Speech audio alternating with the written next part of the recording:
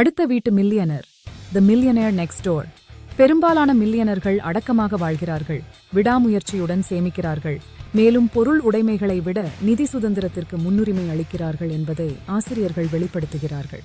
Millionaire மனதின் ரகசியங்கள், secrets of the millionaire mind புத்தகம் நிதி வரைபடம் என்ற கருத்தை அறிமுகப்படுத்துகிறது.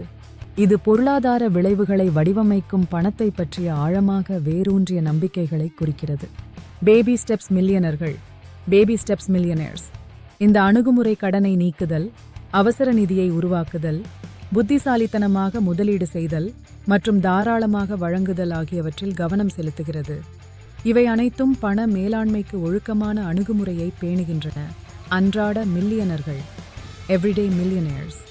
பெரும்பாலான மில்லியனர்கள் செல்வத்தில் பிறக்கவில்லை, ஆனால் கடின உழைப்பு, நிலையான சேமிப்பு மற்றும் புத்திசாலித்தனமான முதலீடுகள் மூலம் அதை அடைகிறார்கள் என்பதை காட்ட ஹோகன் விரிவான ஆராய்ச்சியை மேற்கொண்டார். மில்லியனர் ஃபாஸ்ட் லேன், தி மில்லியனர் ஃபாஸ்ட் லேன் புத்தகம் ஃபாஸ்ட் லேன் ஐ ஆதரிக்கிறது. இது குறிப்பிடத்தக்க வருமானத்தை விரைவாக உருவாக்கும் அளவிடக்கூடிய வணிகங்கள் அல்லது முதலீடுகளை உருவாக்குவதை உள்ளடக்கியது. இந்த புத்தகம் ஆர்வமுள்ள தொழில் முனைவோர் அல்லது பாரம்பரிய தொழில் பாதைகளுக்கு மாற்று வழிகளை தேடுபவர்களை ஈர்க்கிறது. பணக்கார அப்பா, ஏழை அப்பா, ரிச் டேட், புவர் டேட்.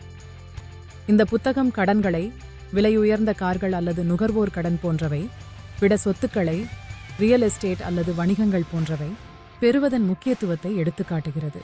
நீண்டகால வெற்றியை அடைவதில் நிதி கல்வியின் மதிப்பை இது வலியுறுத்துகிறது. பணக்கார பழக்க வழக்கங்கள், ரிச் ஹேபிட்ஸ். இலக்கு நிர்ணயித்தல், வெற்றிகரமான மக்களுடன் இணையுதல், சுய முன்னேற்றத்திற்காக தொடர்ந்து படித்தல் மற்றும் நேரத்தை திறமையாக நிர்வகித்தல் போன்ற எளிமையான ஆனால் பயனுள்ள பழக்கங்களை புத்தகம் கோடிட்டுக் காட்டுகிறது. பணம், விளையாட்டில் தேர்ச்சி பெறுங்கள். மணி, மாஸ்டர் த கேம்.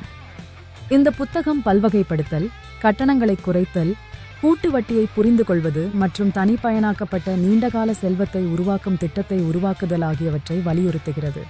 உங்கள் நிதிகளை தற்செயலாக விட்டுவிடுவதை விட அல்லது ஆலோசகர்களை மட்டுமே நம்புவதை விட அவற்றை கட்டுப்படுத்துவதன் முக்கியத்துவத்தை இது வலியுறுத்துகிறது.